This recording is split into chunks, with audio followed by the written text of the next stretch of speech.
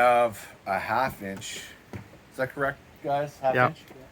1/2 inch diameter. So you can see this is 1 inch here, and then it goes down to a little area where it's 1/2 inch. So that if you hit this here, you'll save your transducer, but this will break away. And Wade and all of his mighty power is going to try to break this with my bare hands. I did it before. We had very narrow ones. Okay, I couldn't quite do it. Perfect. That's the one. How many pounds of force was that? I would say probably around 70, 50 to 70. I don't know. There's no test equipment going on here.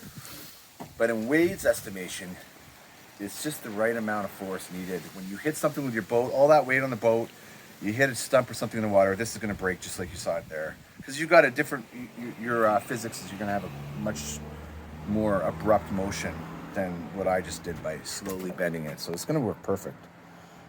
Perfect. The new Breakaway, sweet. This is a quick release, guys. Very cool.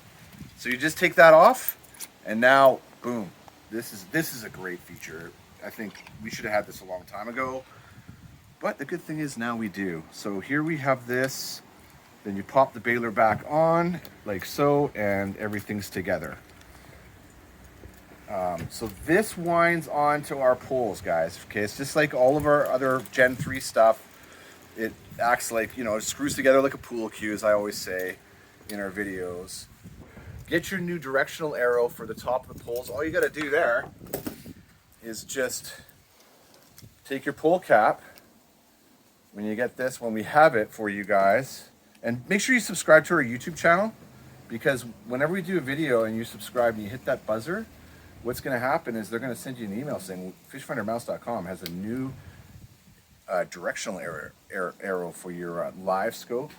They have a new Breakaway mount for your Livescope. And by the way, the Breakaway is very close, guys. See how long until we get some production parts and we go on this one? It's ready now. So here you go, guys. So you just take this. Here's your pole cap. You would have got one of those if you got a Gen 3 system.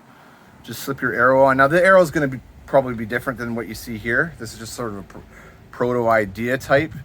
And you just screw this over top of that. And then you just, obviously you might want to have it loose at first. Determine where your transducer's pointing. Get your arrow pointing in the same direction. And then tighten this guy down.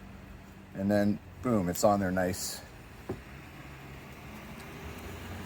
Nice and firm.